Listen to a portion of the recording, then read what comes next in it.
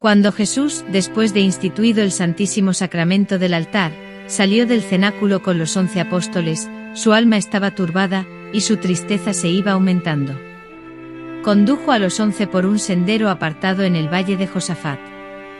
El Señor, andando con ellos, les dijo que volvería a este sitio a juzgar al mundo, que entonces los hombres temblarían y gritarían: montes, cubridnos. Les dijo también: esta noche seréis escandalizados por causa mía, pues está escrito: yo heriré al pastor, y las ovejas serán dispersadas. Pero cuando resucite, os precederé en Galilea.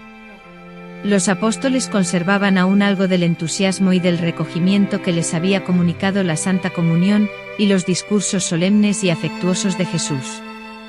Lo rodeaban pues y le expresaban su amor de diversos modos, protestando que jamás lo abandonarían, pero Jesús continuó hablándoles en el mismo sentido, y entonces dijo Pedro: aunque todos se escandalizaren por vuestra causa, yo jamás me escandalizaré.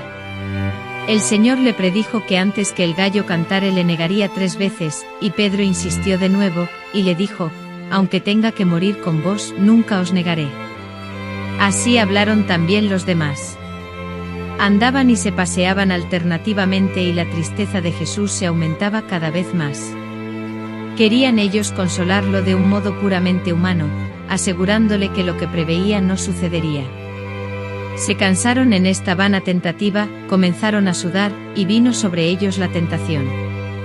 Atravesaron el torrente de Cedrón, no por el puente donde fue conducido preso Jesús más tarde, sino por otro, pues habían dado un rodeo. Getsemaní, a donde se dirigían, está a media legua del cenáculo. Desde el cenáculo hasta la puerta del valle de Josafat, hay 1/4 de legua, y otro tanto desde allí hasta Getsemaní. Este sitio, donde Jesús en los últimos días había pasado algunas noches con sus discípulos, se componía de varias casas vacías y abiertas, y de un gran jardín rodeado de un seto, a donde no había más que plantas de adorno y árboles frutales. Los apóstoles y algunas otras personas tenían una llave de este jardín, que era un lugar de recreo y de oración. El jardín de los olivos estaba separado del de Getsemaní por un camino, estaba abierto, cercado solo por una tapia baja, y era más pequeño que el jardín de Getsemaní. Había en él grutas, terraplenes y muchos olivos, y fácilmente se encontraban sitios a propósito para la oración y para la meditación. Jesús fue a orar al más retirado de todos. Eran cerca de las 9 cuando Jesús llegó a Getsemaní con sus discípulos. La tierra estaba todavía oscura, pero la luna esparcía ya su luz en el cielo. El Señor estaba triste y anunciaba la proximidad del peligro. Los discípulos estaban sobrecogidos, y Jesús dijo a 8 de los que le acompañaban que se quedasen en el jardín de Getsemaní, mientras él iba a orar. Llevó consigo a Pedro, Juan y Santiago, y entró en el jardín de los olivos. Estaba sumamente triste, pues el tiempo de la prueba se acercaba.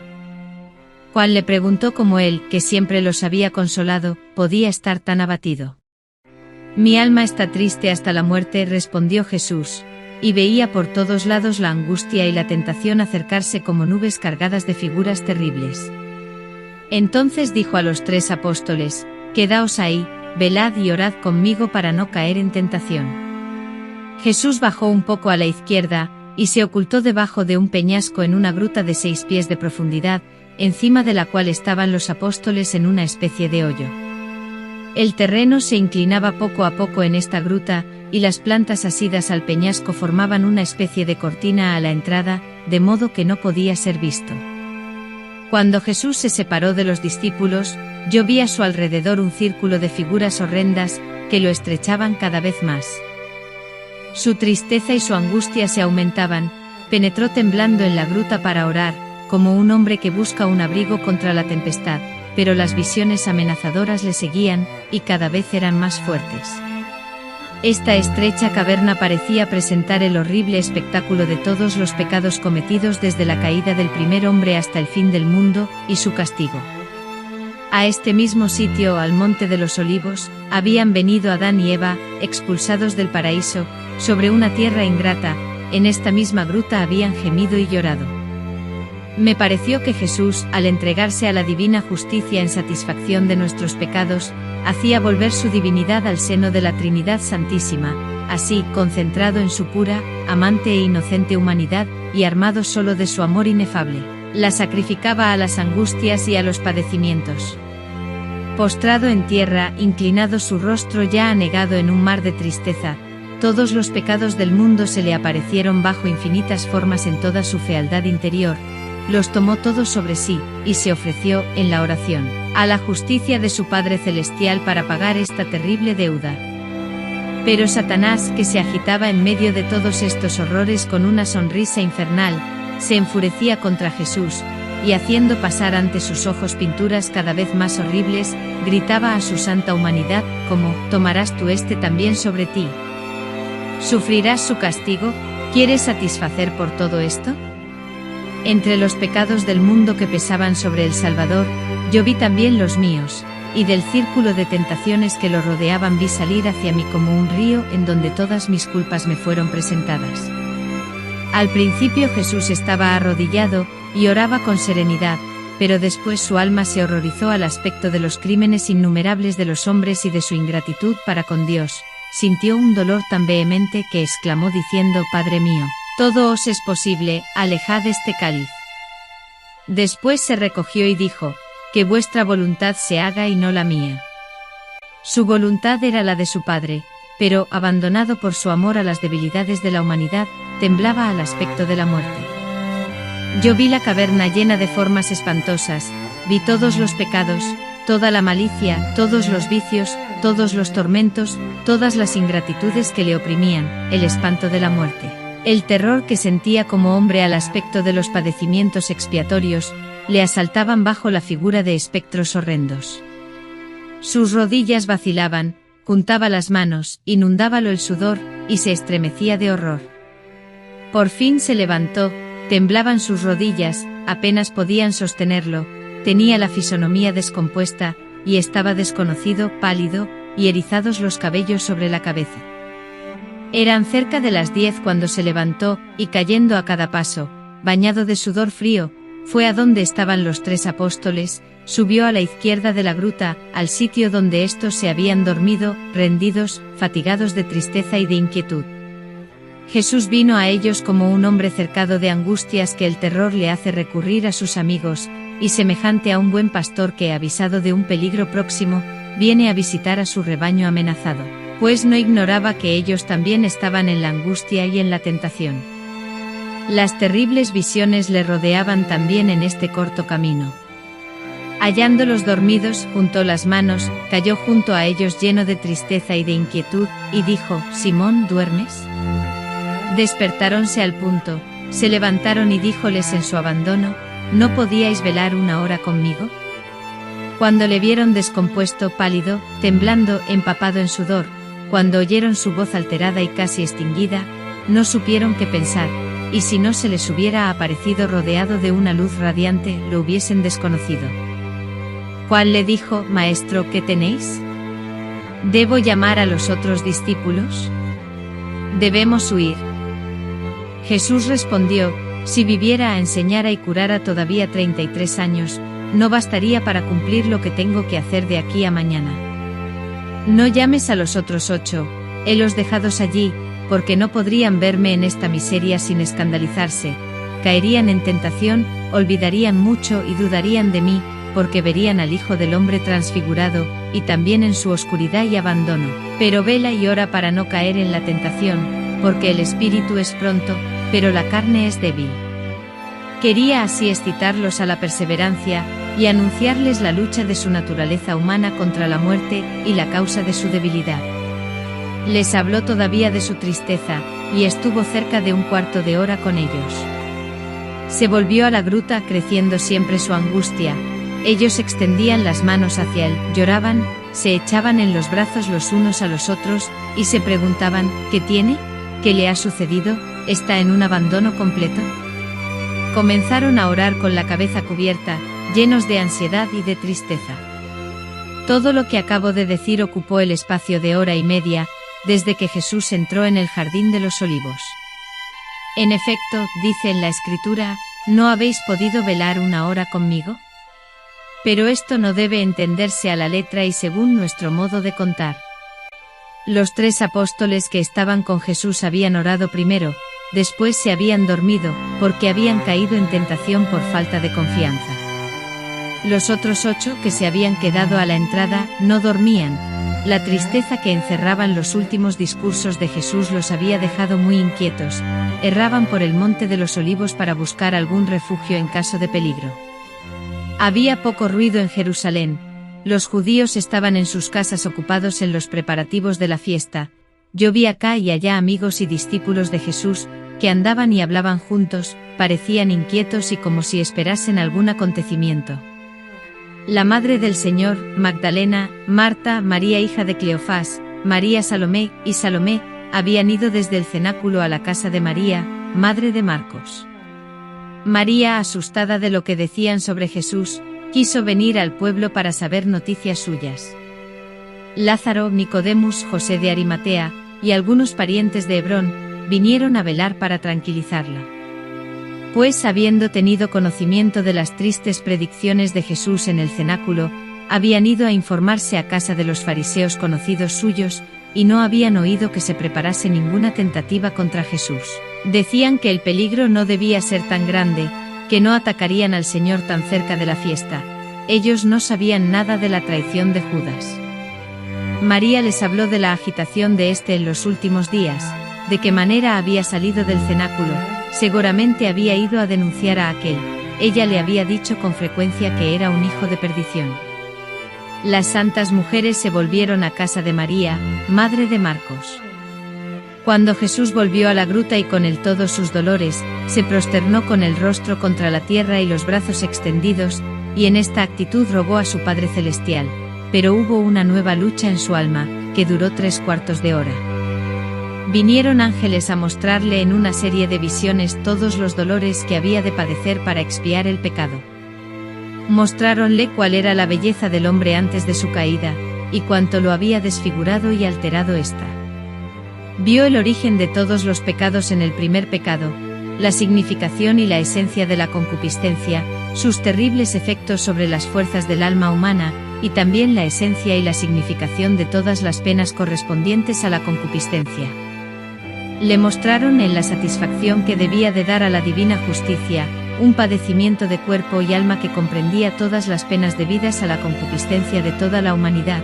La deuda del género humano debía ser satisfecha por la naturaleza humana, exenta de pecado, del Hijo de Dios. Los ángeles le presentaban todo esto bajo diversas formas, y yo percibía lo que decían, a pesar de que no oía su voz. Ningún lenguaje puede expresar el dolor y el espanto que sobresaltaron el alma de Jesús a la vista de estas terribles expiaciones. El dolor de esta visión fue tal, que un sudor de sangre salió de todo su cuerpo. Mientras la humanidad de Jesucristo estaba sumergida en esta inmensidad de padecimientos, yo noté en los ángeles un movimiento de compasión. Hubo un momento de silencio, me pareció que deseaban ardientemente consolarle, y que por eso oraban ante el trono de Dios. Hubo como una lucha de un instante entre la misericordia y la justicia de Dios, y el amor que se sacrificaba. Me pareció que la voluntad divina del Hijo se retiraba al Padre, para dejar caer sobre su humanidad todos los padecimientos que la voluntad humana de Jesús pedía a su Padre que alejara de él.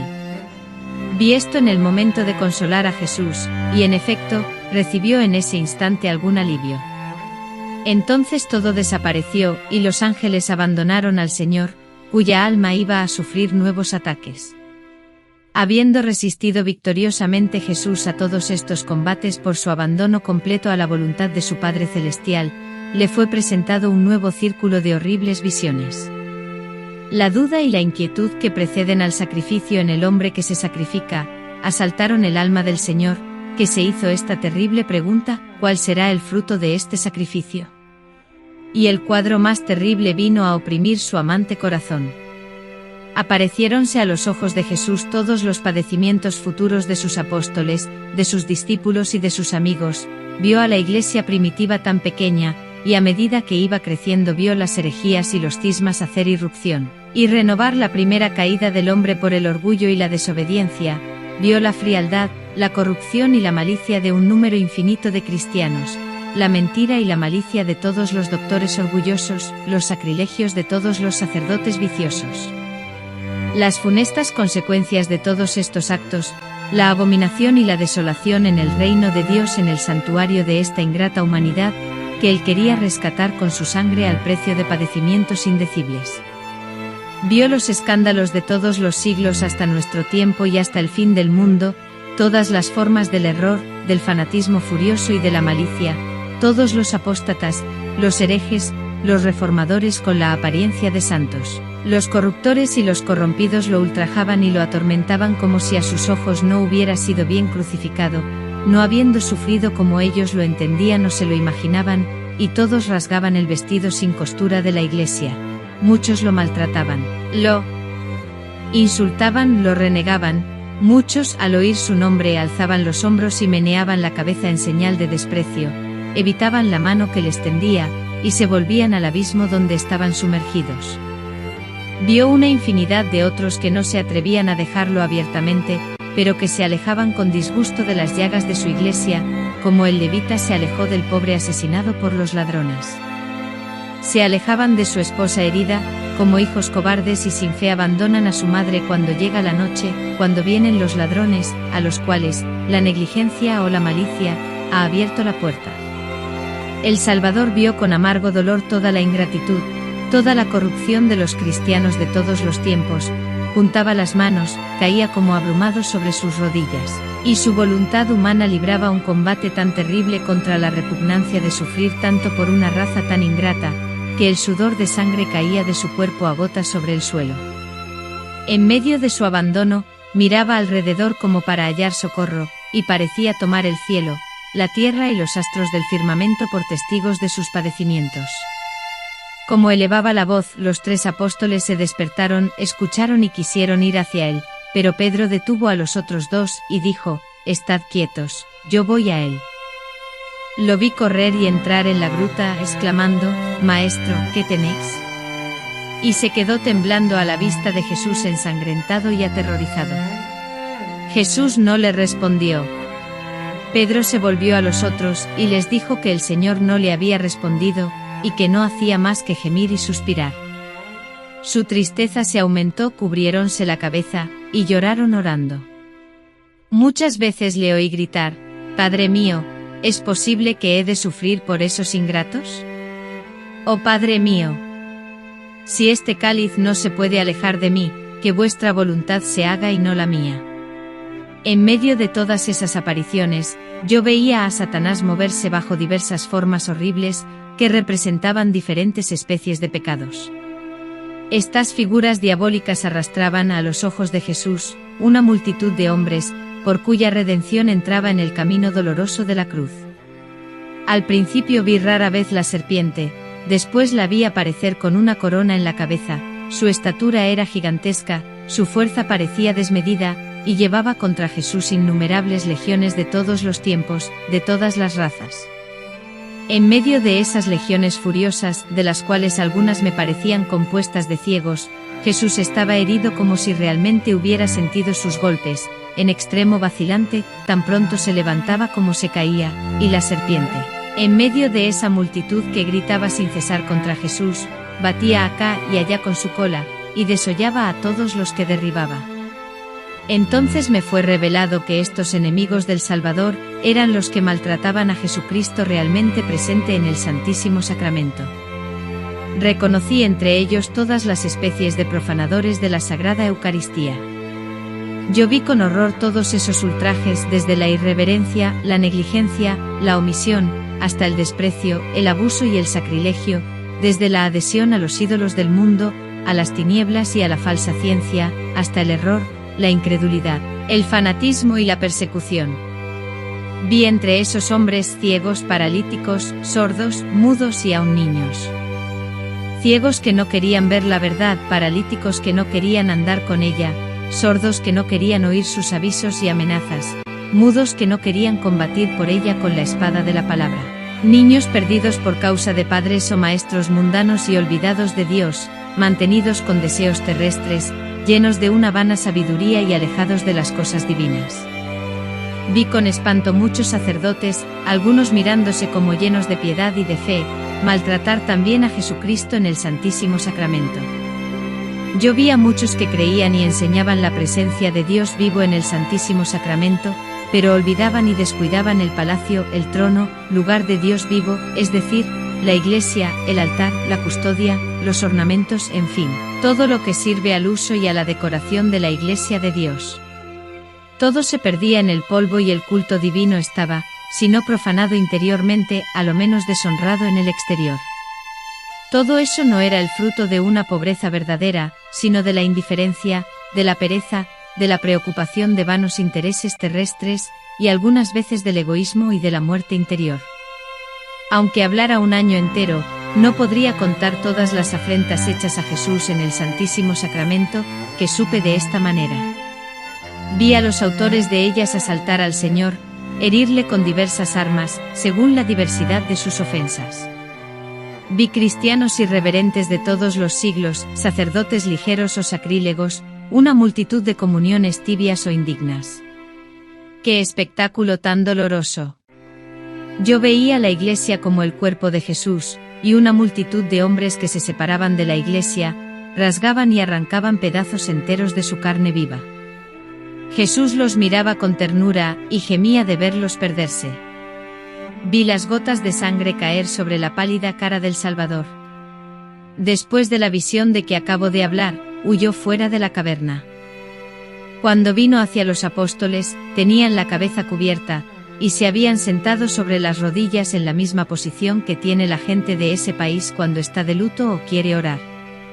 Jesús, temblando y gimiendo, se acercó a ellos y despertaron. Pero cuando a la luz de la luna le vieron de pie delante de ellos, con la cara pálida y ensangrentada, no lo conocieron de pronto pues estaba muy desfigurado. Al verle juntar las manos, se levantaron y tomándole por los brazos, le sostuvieron con amor, y él les dijo con tristeza que lo matarían al día siguiente, que lo prenderían dentro de una hora, que lo llevarían ante un tribunal, que sería maltratado, azotado y entregado a la muerte más cruel. No le respondieron, pues no sabían qué decir, tal sorpresa les había causado su presencia y sus palabras. Cuando quiso volver a la gruta, no tuvo fuerza para andar. Juan y Santiago lo condujeron y volvieron cuando entró en ella. Eran las 11:15, poco más o menos. Durante esta agonía de Jesús, vi a la Virgen Santísima llena de tristeza y de amargura en casa de María, madre de Marcos. Estaba con Magdalena y María en el jardín de la casa, encorvada sobre una piedra y apoyada sobre sus rodillas. Había enviado un mensajero a saber de él, y no pudiendo esperar su vuelta, se fue inquieta con Magdalena y Salomé hacia el valle de Josafat. Iba cubierta con un velo y con frecuencia extendía sus brazos hacia el monte de los olivos, pues veía en espíritu a Jesús bañado de un sudor de sangre, y parecía que con sus manos extendidas quería limpiar la cara de su hijo. En aquel momento los 8 apóstoles vinieron a la choza de follaje de Getsemaní, conversaron entre sí, y acabaron por dormirse. Estaban dudosos, sin ánimo y atormentados por la tentación. Cada uno había buscado un sitio en donde poderse refugiar, y se preguntaban con inquietud, ¿qué haremos nosotros cuando le hayan hecho morir? Lo hemos dejado todo por seguirle, somos pobres y desechados de todo el mundo, nos hemos abandonado enteramente a él, y ahora está tan abatido, que no podemos hallar en él ningún consuelo. Vi a Jesús orando todavía en la gruta, luchando contra la repugnancia de su naturaleza humana, y abandonándose a la voluntad de su Padre. Aquí el abismo se abrió delante de él, y los primeros grados del limbo se le presentaron. Vi a Adán y a Eva, a los patriarcas, los profetas, los justos, los parientes de su madre y Juan Bautista, esperando su llegada al mundo inferior, con un deseo tan violento, que esta vista fortificó y animó su corazón lleno de amor. Su muerte debía abrir el cielo a estos cautivos. Cuando Jesús hubo mirado con una emoción profunda a estos santos del antiguo mundo, los ángeles le presentaron todas las legiones de los bienaventurados futuros que, juntando sus combates a los méritos de su pasión, debían unirse por medio de él al Padre Celestial. Era esta una visión bella y consoladora. Vio la salvación y la santificación saliendo como un río inagotable del manantial de redención abierto después de su muerte. Los apóstoles, los discípulos, las vírgenes y las mujeres, todos los mártires, los confesores y los ermitaños, los papas y los obispos, una multitud de religiosos, en fin, todo el ejército de los bienaventurados se presentó a su vista. Todos llevaban una corona sobre la cabeza y las flores de la corona diferían de forma, de color, de olor y de virtud, según la diferencia de los padecimientos, de los combates, de las victorias con que habían adquirido la gloria eterna. Toda su vida y todos sus actos, todos sus méritos y toda su fuerza, como toda la gloria de su triunfo, venían únicamente de su unión con los méritos de Jesucristo.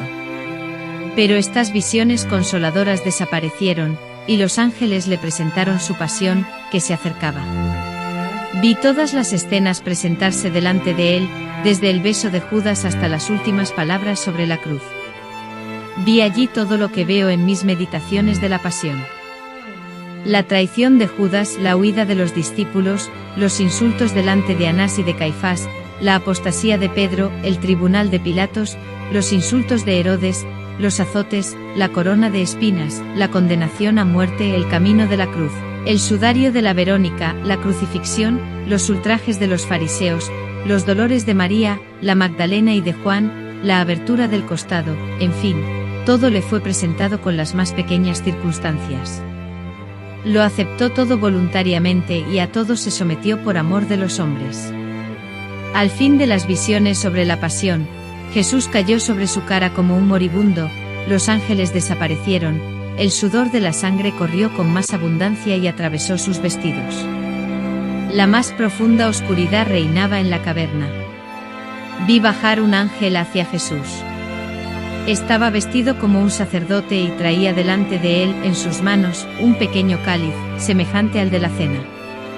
En la boca de este cáliz se veía una cosa ovalada del grueso de una haba, que esparcía una luz rojiza.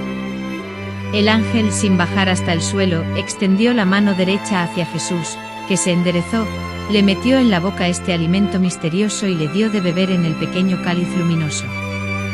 Después desapareció. Habiendo Jesús aceptado libremente el cáliz de sus padecimientos y recibido una nueva fuerza, estuvo todavía algunos minutos en la gruta, en una meditación tranquila, dando gracias a su Padre Celestial. Estaba todavía afligido, pero confortado naturalmente hasta el punto de poder ir al sitio donde estaban los discípulos sin caerse y sin sucumbir bajo el peso de su dolor. Cuando Jesús llegó a sus discípulos, estaban estos acostados como la primera vez, tenían la cabeza cubierta y dormían. El Señor les dijo que no era tiempo de dormir, que debían despertarse y orar. Ved aquí la hora en que el Hijo del Hombre será entregado en manos de los pecadores, les dijo. Levantaos y andemos, el traidor está cerca, más le valdría no haber nacido. Los apóstoles se levantaron asustados, mirando alrededor con inquietud. Cuando se serenaron un poco, Pedro dijo con animación, Maestro, voy a llamar a los otros para que os defendamos. Pero Jesús le mostró a cierta distancia del valle, del lado opuesto del torrente del Cedrón, una tropa de hombres armados que se acercaban con faroles, y le dijo que uno de ellos le había denunciado. Les habló todavía con serenidad, les recomendó que consolaran a su madre y les dijo, vamos a su encuentro, me entregaré sin resistencia entre las manos de mis enemigos. Entonces salió del jardín de los olivos con sus 3 discípulos, y vino al encuentro de los soldados en el camino que estaba entre el jardín y Getsemaní.